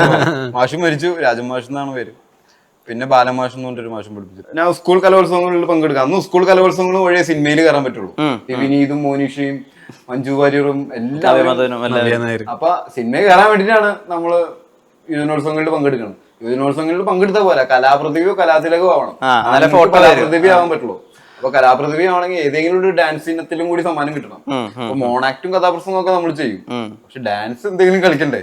അതിനു വേണ്ടിയിട്ട് 4ാം ക്ലാസ് മുതൽ അഭ്യസിച്ചതാണ് ഭരതനാട്യം, മോഹിനിയാട്ടം, കുച്ചിപ്പുടി. ഡാൻസ് ചെയ്യുന്ന ഒരു ഷൈനെ ഏതെങ്കിലും മ്യൂസിക് വീഡിയോയിൽ പ്രസന്റ് ചെയ്യാൻ പറ്റുമോ? അതിനുള്ള സ്കോപ്പ് ഉണ്ടോ? അതല്ല പറഞ്ഞു മൈക്കിൾ ജാക്സന്റെ മ്യൂസിക് വീഡിയോയിലല്ല, ഒരു പടം ചെയ്യുന്ന സമയത്ത് പാട്ടും ഫൈറ്റ് ഒക്കെ ആയിട്ട് അങ്ങനെ ഭീഷ്മപർവ്വത്തിൽ അങ്ങനെ ഒടിഞ്ഞു വരുന്നില്ലേ? അതൊക്കെ ശാസ്ത്രീയമായി പഠിച്ചത് കൊണ്ടല്ലേ. അതേപോലെ തല്ലുമല ഡാൻസ്. ഒരു അഭിനേതാവിന്റെ ബേസിക് ആയിട്ടുള്ള സംഭവങ്ങൾ താളലയങ്ങളാണ് വേണ്ടത്. അതായത് സംഗീതവും പാട്ടും വളരെ ഇമ്പോർട്ടൻ്റ് ആണ്. അത് ചിലവർക്ക് ജന്മനാ കിട്ടും, ചിലവർ അഭ്യസിച്ച് നേടും. ഈ അഭിനയത്തിന് വേണ്ട 2 ഉപകാരപ്പെടുന്ന 2 കലകൾ. ബാക്കി ഒരുപാട് കലകളുണ്ട്, പക്ഷെ ഇതാണ് ബേസ് ആയിട്ട് വേണ്ടത്. അതുകൊണ്ട് നൃത്തം അറിയുകയാണെങ്കിൽ കുറച്ച് ഉപകാരം ഉണ്ടാവും. പക്ഷെ മമ്മൂക്കനെ പോലത്തെ ഒരു ആക്ടർക്ക് അത് അധികം വഴങ്ങാതെ കൂടി, പക്ഷെ അദ്ദേഹം നല്ലൊരു മികച്ച അഭിനേതാവായിക്കൊണ്ടിരിക്കുന്നു. അത് അത്രയും ഹാർഡ് വർക്ക് ചെയ്തിട്ടാണ്. ഈ ഒരു പ്രോസസ്സിന് അത്രയും ട്രെയിൻ ചെയ്ത് മൂവി എന്ന് പറയുന്നത് ഒരു പ്രോസസ്സാണല്ലോ. പല ഭാഗങ്ങൾ പല സമയത്ത് ഷൂട്ട് ചെയ്ത് വളരെ വ്യക്തമായി കറക്റ്റായി കണ്ടിന്യൂറ്റിയിൽ താങ്കൾ മികച്ച നടന്മാരാണെന്ന് ആളുകളെ തെറ്റിദ്ധരിപ്പിക്കുന്ന അല്ലെങ്കിൽ തോന്നിപ്പിക്കുന്ന ഒരു പ്രോസസ്സാണ് മേക്ക് ബിലീഫ്. അതില് അഗ്രഗണ്യനാണ് ഇവര്, ഈ മികച്ച അഭിനേതാക്കൾ, സിനിമയിലെ അഭിനേതാക്കൾ. ചിലപ്പോൾ നാടകത്തിൽ അതിലും മികച്ചവരുണ്ടായിരിക്കാം, കഥകളിയിൽ അതിലും മികച്ചവരുണ്ടായിരിക്കാം. പക്ഷെ സിനിമയിൽ അത് പല ഷോട്ടുകളിലൂടെ കണ്ടിന്യൂറ്റി തെറ്റാതെ താങ്കൾ മികച്ച അഭിനേതാക്കളാണെന്ന് മേക്ക് ബിലീഫ് ചെയ്യിപ്പിക്കും. അതൊരു എക്സ്പീരിയൻസിലൂടെ നേടിയെടുക്കുന്നു. അപ്പൊ മമ്മൂക്കയുടെ കാര്യം പറഞ്ഞപ്പോഴാണ്, മമ്മൂക്കയ്ക്ക് ഇങ്ങോട്ടേക്ക് ഷൈനിന് വല്ലാത്തൊരു കൺസേൺ ഉണ്ട്. മെസ്സേജുകൾ അയക്കുന്നു, വിളിച്ച് ഫോണിൽ സംസാരിക്കുന്നു. ഇത് ഞാൻ അങ്ങോട്ട് തിരിച്ചു കൊടുക്കണം എന്ന് തോന്നുന്നുണ്ടോ? ഞാൻ മമ്മൂക്കനേക്കാൾ കൂടുതൽ മമ്മൂക്കാനെ ഇഷ്ടപ്പെടുന്നവർക്കും അല്ലെങ്കിൽ എനിക്ക് ദുൽഖറിനോടുള്ള ഇഷ്ടമൊക്കെ അങ്ങനെയാ കൂടുതൽ ഉണ്ടാവുന്നത്. Okay, beautiful. മനസ്സിലായ? ഞാൻ ഇപ്പോ അതെന്റെ ഒരു ഉത്തരവാദിത്വം കൂടിയാണ്. അത് മമ്മൂക്കയ്ക്ക് മാത്രമല്ല, മമ്മൂക്കയെ ചുറ്റുമുള്ളവരും മമ്മൂക്കനെ ഇഷ്ടപ്പെടുന്ന എല്ലാവർക്കും ഞാനത് തിരിച്ചു കൊടുക്കണം. എപ്പോഴാണ് മ്യൂസിക് വീഡിയോ റിലീസ് ചെയ്യുന്നത്? മ്യൂസിക് വീഡിയോ ഇപ്പോൾ പ്ലാൻ ചെയ്തിട്ടുള്ളത് അടുത്ത മാസം 2-ാം തീയതി. റിലീസ് ചെയ്യണം എന്നുള്ള ഒരു പ്ലാനിലാണ്. ഈ മാസം 25-ാം തീയതിയാണ് പ്ലാൻ ചെയ്തത്. പക്ഷെ കുറച്ച് വർക്കുകളും കൂടിയും കഴിയാനുണ്ട്. അപ്പോൾ അവിടുന്ന് ഒരാഴ്ച കുറച്ച് പേർക്കെന്ന് പറഞ്ഞാൽ കുറച്ച് ചെറിയൊരു ആൽബം അതന്നെ പുള്ളി ഈട്ട് മിനുക്കി അത് വർക്കിൽ ട്രിപ്പ് ചെയ്യാണ് പുള്ളി. ഈ പുള്ളി ഒരു സെക്കൻഡ് പോലും സിഗരറ്റ് വലിക്കാൻ പോലും പോവില്ല, സിഗരറ്റ് വലി പോലും ഇല്ല. അങ്ങനത്തെ ഒരാളെ ഞാൻ പറയും, എന്താണ് നിങ്ങൾക്ക് ഒരു സിഗരറ്റ് വലിക്കാൻ തോന്നുന്നില്ലേ ഞങ്ങളുടെ കൂടെ നടന്ന്? ഇപ്പോഴല്ല, മുന്നേ ചോദിക്കാറുണ്ട്. അപ്പൊ ഇപ്പോഴാണ് എനിക്ക് മനസ്സിലാവണം അങ്ങനെയും പറ്റും, സിനിമ ലഹരിയാക്കി വെക്കാനും പറ്റും. അങ്ങനെയല്ല എന്നാലും ഈ വക ഒരു വലി പോലും വലിക്കാതെ എങ്ങനെയാണ് ഇരിക്കണേന്നുള്ളത് എനിക്കത് അത്ഭുതമായിരുന്നു. പക്ഷെ ഇന്ന് മനസ്സിലായ പറ്റും. എങ്ങനെയുണ്ട് ഷൈൻ്റെ ഇതുവരെയുള്ള ജേണി? ഈ ഒരു ഡ്രഗ് ഫേസിനെതിരെ പോരാടുന്ന, പുഷ് ചെയ്യുന്ന, സ്വയം നിയന്ത്രിക്കുന്ന ഷൈനെ കാണുമ്പോൾ എന്താ തോന്നുന്നത്? ഭയങ്കര സന്തോഷം തോന്നുന്നുണ്ട്. കാരണം ഇത് ഡാഡിയും മമ്മിയും ഒരുപാടായിട്ട് ആഗ്രഹിച്ചിരുന്ന ഒരു കാര്യമാണ് ഷൈൻ്റെ ഈ മാറ്റം. ആ മാറ്റം പൂർണ്ണമായി കണ്ട ശേഷമാണ് ഡാഡി മടങ്ങിയിട്ടുള്ളത്. ഇപ്പോൾ പുള്ളിയുടെ ചികിത്സയ്ക്ക് വേണ്ടി പോകുമ്പോൾ ഡാഡി നഷ്ടപ്പെട്ടതല്ല, ഷൈൻ്റെ പൂർണ്ണമായ മാറ്റം കണ്ട് ഞങ്ങളോടൊക്കെ ഡാഡി സംസാരിക്കുമ്പോൾ ഭയങ്കര സന്തോഷത്തിലായിരുന്നു ഡാഡി. അപ്പോൾ അതുകൊണ്ട് തന്നെ സന്തോഷമുണ്ട് ഈ മാറ്റത്തിൽ. ദൈവവിശ്വാസം കൂടിയോ? ദൈവവിശ്വാസം അല്ലെങ്കിലും ഉണ്ടല്ലോ, അല്ലാതെ പിന്നെ എങ്ങനെയാ നമ്മൾ അങ്ങോട്ടും ഇങ്ങോട്ടും ഈ വിശ്വാസം എന്ന് പറയുന്നതാണ് ഉണ്ട്, എല്ലാ കാലത്തും ഉണ്ട്. അതെല്ലാ കാലത്തും ഉണ്ട്. അത് അമ്മയും അച്ഛനും പറഞ്ഞു തന്നിട്ടുള്ള വിശ്വാസങ്ങൾ. വിശ്വാസം ഇല്ലാതെ ഒരാൾക്ക് മുന്നേറാൻ പറ്റില്ല. കാരണം നമ്മളെ എവിടെ നിന്ന് വന്നു എങ്ങോട്ട് പോകുന്നു എന്നുള്ളത് നമുക്ക് വ്യക്തമില്ലാത്ത കാര്യമാണ്. അപ്പൊ നമ്മൾ വിശ്വാസത്തിലാണ് മുന്നേറുന്നത്. കുറച്ചുകൂടി കൂടുതൽ സ്പിരിച്വൽ ആവുക, അങ്ങനെയൊന്നും സ്പിരിച്വൽ ആവുക എന്ന് പറഞ്ഞു കഴിഞ്ഞാൽ എപ്പോഴും നമ്മൾ മതങ്ങൾക്ക് പുറത്തു കടന്നാലാണ് നമുക്ക് ദൈവങ്ങളിലേക്ക് എത്താൻ പറ്റുള്ളൂ. എന്നാൽ മതങ്ങളിലൂടെ അത് സാധിക്കുകയും ചെയ്യുള്ളൂ. നമ്മൾ പറയുന്ന എല്ലാവരും തമ്മിലുള്ള എതിർപ്പ് എന്താന്ന് വെച്ച് കഴിഞ്ഞാൽ ഈ പറയുന്നത് പോലെ ചിത്രങ്ങളിൽ ഒതുങ്ങുന്നതല്ല ദൈവം. ഈ ചിത്രങ്ങളിൽ വസ്ത്രങ്ങൾ ധരിച്ചിരിക്കുന്ന ദൈവങ്ങളെക്കാൾ ഉപരിയാണ് ശരിക്കുമുള്ള ദൈവവിശ്വാസികൾ വിശ്വസിക്കുന്ന ദൈവം. അത് പ്രഹ്ലാദരൻ പറയുന്ന പോലെ തൂണിലും തുരുമ്പിലും ഉണ്ട്. അപ്പൊ നമുക്കതിനെ നിർവചിക്കാൻ പറ്റില്ല അത് എന്തായിരിക്കും അവസ്ഥ. ക്രിസ്തു പറയുന്നു ഞാൻ മുന്തിരിവള്ളിയും നിങ്ങൾ ശാഖകളുമാണെന്ന്. അതായത് നമ്മളെല്ലാം ഒന്നാണ്, ഒരു ഒന്നിന്റെ ഭാഗമാണെന്നാണ് പറയുന്നത്. അത് നമുക്ക് ഇമാജിൻ ചെയ്യാൻ പോലും പറ്റില്ല നമ്മുടെ ബോഡി വെച്ചിട്ട്. അതാണ് ഭഗവത്ഗീതയിൽ പറയുന്നത്. ഞാൻ തനി സ്വരൂപം കണ്ടപ്പോ അർജുനൻ മുട്ടൂത്തി നിന്നുപോയി എന്ന് പറയണത് ശ്രീകൃഷ്ണന്റെ അല്ലേ. അപ്പൊ ആ രൂപം അത് എന്തായിരിക്കും? അതിനെ നമുക്ക് ഒരിക്കലും ഒരു ചിത്രത്തിൽ ഇൻക്ലൂഡ് ചെയ്യിക്കാൻ പറ്റുന്നതല്ല. ഇത്രയും വായനയുള്ള ഒരാളായിരുന്നോ? അല്ല, ഇതൊന്നും വായിച്ചിട്ട് വരുന്നതല്ല, നമ്മളെ പറഞ്ഞ് മനസ്സിലാക്കി. നമ്മള് ചുറ്റുമുള്ള ആളുകൾ വായിക്കുന്നവരും ഇത്രയും സംസാരിക്കുന്നവരും ആയതുകൊണ്ട് നമുക്ക് മനസ്സിലാവുന്ന കാര്യങ്ങളാണ്. പിന്നീട് നമ്മൾ അത് ആലോചിച്ച് നമ്മളൊരു പോയിന്റിലേക്ക് എത്തും. ഇതിലും അപ്പുറത്തേക്ക് ചിന്തിക്കണം, ഇത് അങ്ങനെയല്ല എന്ന് വാദിക്കണം. എന്നാലേ പുതിയ ചിന്തകൾ ഉണ്ടാവുള്ളൂ, ചിന്താ സ്വാതന്ത്ര്യം. ഷൈൻ എന്നുള്ള മനുഷ്യന് ചിലപ്പോൾ പല അവസരങ്ങളിൽ പൊതുസമൂഹം ചില ഏരിയകളിലൊക്കെ ഒന്ന് ക്യാൻസൽ ചെയ്തിട്ടുണ്ടായിരിക്കും. പക്ഷെ അയാളുടെ നടനെ ഒരു കാരണവശാലും ക്യാൻസൽ ചെയ്യാൻ സാധിക്കില്ല. അപ്പോൾ അതിന്റെ മറ്റൊരു പതിപ്പ് അല്ലെങ്കിൽ അതിന്റെ മറ്റൊരു എഡിഷൻ ആവട്ടെ, ഇനി ഒരു തുടക്കം ആവട്ടെ, ഗാങ് ബി എന്നുള്ള മ്യൂസിക്കൽ ആൽബം. അതാണ് plan B. Yes, gang B ഒരു പ്ലാൻ ബി ആവട്ടെ. ഇനി പ്രതീക്ഷയുണ്ട് ഒരുപാട് നല്ല വേഷങ്ങളിലേക്ക്. കുറെ കൂടി ഷൈൻ്റെ വാക്കുകളിൽ വേട്ടക്കാരനെ പോലെ ഉണ്ടോ മീശയില്? ശരിക്കും ഈ ഉണ്ടകളെ മറ്റേ ഈ ഗൺസിന് വേണ്ടി ഉപയോഗിക്കുന്ന ഉണ്ടകളെ പറ്റി പറയുന്നത്, ഓരോ മൃഗത്തിനെയും വേട്ടയാടുമ്പോൾ അയക്കുണ്ടാകുന്ന ഒരു അഡ്രിനാലിൻ ഉണ്ടല്ലോ, ഓരോ കഥയും അവരോടത്ത് പോയി പറയുമ്പോൾ ഇന്ന ആൾ ഇന്ന പോലെ ചെയ്തത് ഫീൽ ചെയ്യുന്നുണ്ടല്ലോ. അതിന്റെ സൗണ്ട് ഡിസൈൻ ഒക്കെ ഭയങ്കര പക്കയാണ്. അതിന്റെ അതിനടുത്ത് പറയുന്ന ഒരു രാഷ്ട്രീയം ഉണ്ടല്ലോ. ഇതിലും നമ്മൾ അങ്ങനെ ഒരു വലിയൊരു ഗൺ ഉപയോഗിച്ചിട്ടുണ്ട്, ഗാങ് ബി. അതിങ്ങനെ ഒറ്റ കൈ കൊണ്ട് അടിക്കണം. ബിഗ് ബിയിലെ നമുക്ക് അതല്ല, അതിന്റെ വലുത്. ഇപ്പൊ അങ്ങനത്തെ ഗൺസ് ആണല്ലോ ഫാഷൻ അല്ലേ എല്ലാ പടത്തിലും. ഞാൻ അനിമലെ കണ്ടപ്പോ ഗണ്ണിന്റെ പേരുമഴയാണ് കാണുമ്പോ തന്നെ. ഞാൻ റൈഫിൾ ക്ലബിൽ ചേരാനൊക്കെ പോയതാ, അപ്പോഴാണ് ആക്സിഡന്റ് ഉണ്ടായത്. കാരണം എനിക്ക് ഗെയിംസിലേക്ക് കോൺസെൻട്രേറ്റ് ചെയ്യണമല്ലോ ഫുൾ ടൈം. അപ്പൊ ടെന്നീസ് കളിക്കാൻ പോകും, ക്രിക്കറ്റ് കളിക്കാൻ പോകും. അപ്പോ ഡാഡിയും മമ്മി പിന്നാലെ വരും ജോഗുണ്ണും. അപ്പൊ റൈഫിൾ ക്ലബിലും കൂടി ചേരാനുണ്ടായിരുന്നു. കോൺസെൻട്രേഷൻ കൂടുതൽ കിട്ടുകയും മൈൻഡിനെ എൻഗേജ്ഡ് ആക്കാൻ, ഫോക്കസ്ഡ് ആവാൻ നല്ലതാ റൈഫിൾ ക്ലബ്. ഇനി ഉള്ള മികച്ച ഷൈനിങ് ആയിട്ടുള്ള പെർഫോമൻസിന് വെയിറ്റ് ചെയ്യുന്നു. രണ്ടുപേരുടെയും നേരത്തിന് ഒരുപാട് നന്ദി. ഗാങ് ബി അടുത്ത മാസം അത് വലിയ കണ്ണ. ഗാങ് ബിനെ കുറിച്ച് പറയുമ്പോൾ ഇത് മലയാളത്തിലൊരു വലിയ ബഡ്ജറ്റ് ആയിട്ട് ചെയ്തിട്ടുള്ള ഒരു മ്യൂസിക് വീഡിയോ ആണ്. ഷർഫുക, കേരളവിഷന്റെ ഷർഫുകയാണ് പ്രൊഡ്യൂസ് ചെയ്തിട്ടുള്ളത്. അപ്പൊ അവര് ആ മ്യൂസിക് കമ്പനിയാണ് നമുക്ക് ഇത്രയും വലിയൊരു സപ്പോർട്ട് തന്നത്. അപ്പോ എന്തായാലും 2-ാം തീയതി ഇറങ്ങും, സപ്പോർട്ട് ചെയ്യും. യെസ്, ഡെഫിനറ്റ്ലി ആളുകൾ കാണട്ടെ. ആളുകൾ അതൊക്കെ എഴുതി വെച്ചൊക്കെ കഴിഞ്ഞു. നേരത്തിന് ഒരുപാട് നന്ദി. നമസ്കാരം. Make every wedding unforgettable with Joya Lucas Diamond Wedding Collection. Joya Lucas, world's favorite jeweler. Love and revenge ഇതാണ് തീം. നീ നല്ല മനുഷ്യനാ ടോമി.